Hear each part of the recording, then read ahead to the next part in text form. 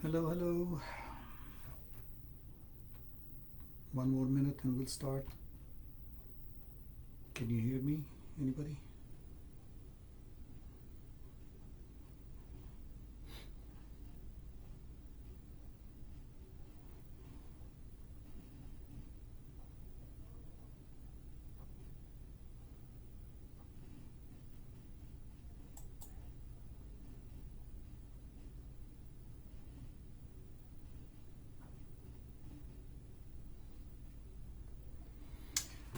All right, welcome.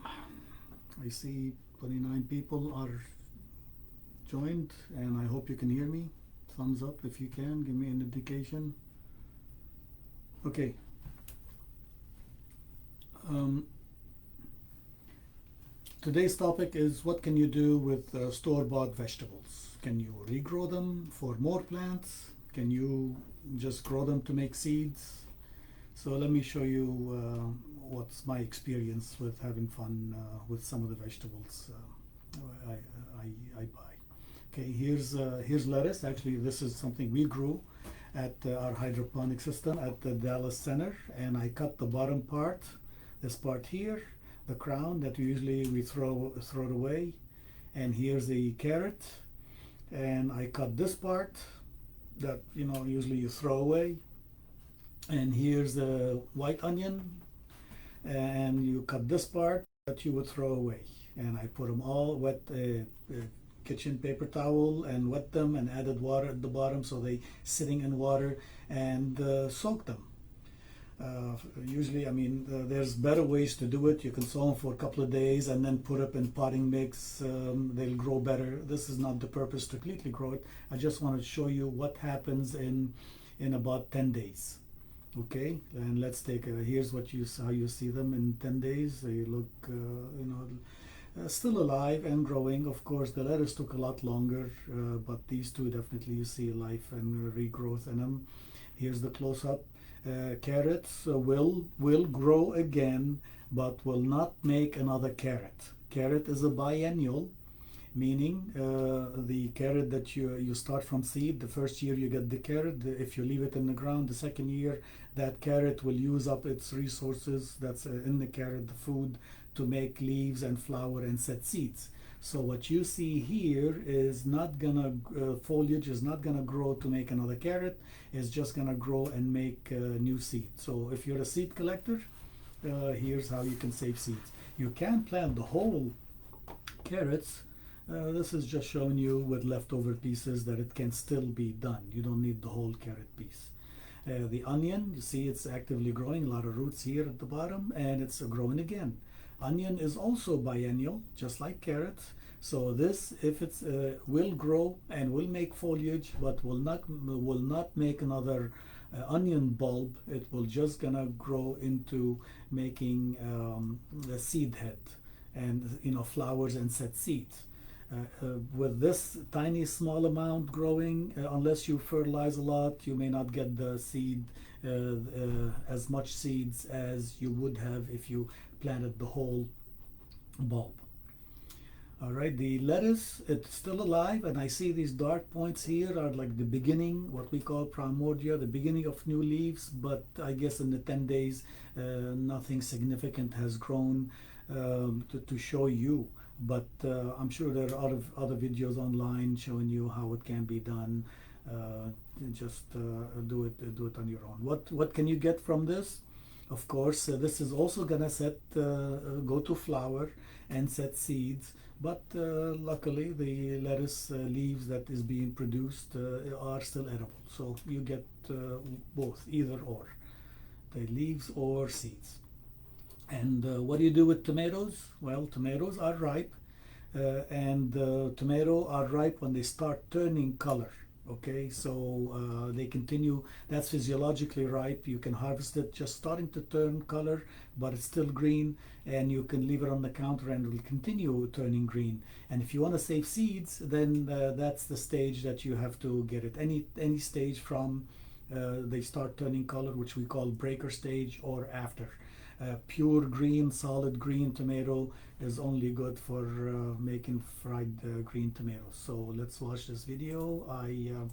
I cut the tomato. This is cherry tomato.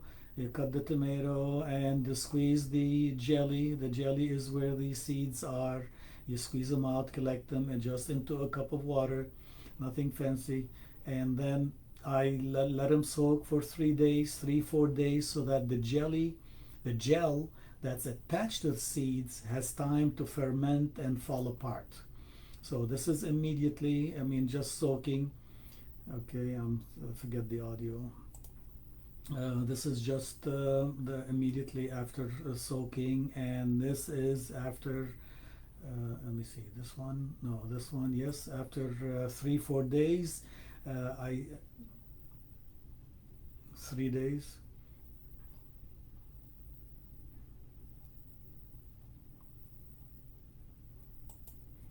In case you're not hearing the audio, let me repeat it. It takes like 3 4 days for the gel to fall off and break apart. You still see a little bit of jelly here, gel, but a lot less than when I first started. And many of the seeds sank to the bottom. This is a good time to filter them and then set them on a paper towel to dry out and store them. Store them or plant them immediately. None of the vegetable seeds that I know have any dormancy like some of the fruit trees. Those, and that's how you store your you save your own tomatoes. Remember, if you do that with hybrid tomatoes, they are hybrid, so you cannot guarantee you will get the like the parent. It's 50% chance you get like the fruit you collected. Only open pollinated or heirlooms, heirlooms, those are good candidate to save seeds because they will be true to type. Okay, well, what about all the root crops like the turnips, like the radish, the beets, the rutabaga, the kohlrabi? Well, think of them like the onion or like the carrot. If you want seed, if you want to grow it again, all of those will grow to form a seed head, just like the carrot. Like this here is a turnip that I planted to collect the seeds from. And you can see it's in a mustard family. So all of those that are listed here, just like the carrot, you cannot get a new plant or a new bulb from it. It's gonna go to form seeds. Okay. Of course, look up Asian recipes. These flower heads are delicious. They saute them. It's a shame that we only eat, let's say, the beet roots when you can. The leaves and the flower heads are also edible. What about the cucumber? The cucumber that you find at the store is immature, so the seeds are not alive. Maybe 1%, who knows, depending. But the picture here on the right, the cucumber on the right, is the typical one that you find at the store. That is not quite ripe. The seeds are not alive. You want a ripe to collect seeds from that cucumber. You have to grow it and you have to let it ripen. And sometimes they get 3 4 times the size of the harvested fruit that you see at the store. And when they become like rock solid and yellow and all that, that's when you know the seeds. You open them and the seeds are mature, and that's when they're you can save them or grow them. Same thing for the zucchini. Picture on the right is what you see at the typical store, or squash, yellow squash, crookneck squash, all those. And this is how they should look. And this is 3 4 times the size of that one on the right. Okay. That's the stage you want.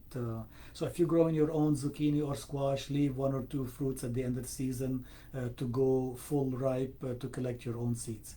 Again, these are open pollinated, so unless you're growing only one type and you know your neighbor doesn't have any other squash that can cross pollinate with yours, don't bother collecting seeds from that. Buy new seeds every year. Well, what's ready at the store with ripe seeds? Everything you see here, the watermelon, the cantaloupe, the melon, all the winter squash, whether butternut squash, pumpkin, calabaza, kabocha, all of the winter melons, everything that you see here, these seeds are ripe, ready to store, ready to clean, store, and use or save for the following season. Okay. Sweet potato, this is what a homeowner does. You can leave it on the counter, and when the right time of the year, it's, I guess, genetically programmed to start sprouting, and you can plant it. Or you can let it sit at the windowsill and start sprouting, or speed up the process and get bigger leaves if you soak it in water, like you see here, picture on the left. But what does a commercial grower does? Well, they either let them sit like this in a humid room to sprout, or they soak them in a little bit of media or sand to sprout, and then they cut them. They don't like a potato, cut it to small pieces. No, that's too much work and not efficient. Because when these are big, you see, you can hear 5, 6, 7, 8 slips. They cut them and let them heal. So the cut, by healing I mean like the cut surface here at the bottom has healed, and of course they're much longer. So like these shoots that start growing, they have to be at least I don't know, 6 to 12 inches long, and then you plant that slip directly in the garden. That is the right way to do it. Of course, commercially on a large scale basis, you want to take a potato and cut it in half or cut it in 4 pieces and put it there. Fine, you can do that, but you can imagine a commercial grower, that will be too expensive and too costly to do so. So that's how you multiply your sweet potatoes. Well, what about herbs? The herbs that you buy at the store, parsley and cilantro, will root in water. Of course, the bigger the leaf, the better. So choose the oldest leaves and the biggest leaves, and those will have a chance to root in water. 100% of the time, no, depending on the time of the year and the water and if they are diseased or not. The kale, the Swiss chard, mustard leaves, the leaves from these plants and other herbs like that will not, because it's just a much bigger leaf, and the chance that it will root even sitting in water is very minimal. I mean, it can happen, but generally I say it will not. You need a piece of the crown to, just like that lettuce piece I showed you, for it to work. Okay. You can use rooting hormone for herbaceous plants, and that can help it root faster. Mint will smell water and start rooting. Basil, fennel, sage, all of those that you buy have little piece of the woody stem that attach with them. Those can easily root if you soak them in water. Of course, rooting hormone will make it faster. There's a lot of YouTube videos online to showing you people how they do it. Now, these are not vegetables, but pineapple, you can break the top and sit it in water and it will root. And here's my picture showing you new growth starting to come. Of course, what about the fruits you see at the store? Apple, pear, peach, plum, those seeds are ripe, but they are dormant. You can collect the seed, wrap them in moist paper towel, and store them in the fridge for at least 6 weeks to break the dormancy, and then they will germinate. But of course, the apples and the pears are open pollinated, so you will not get the same tree as the parent plant. Let's say you get Red Delicious, you like, or Fuji, you save the seeds. I cannot guarantee you'll get Fuji fruit from that seed you grew. Okay, and that is it. Quick and sweet.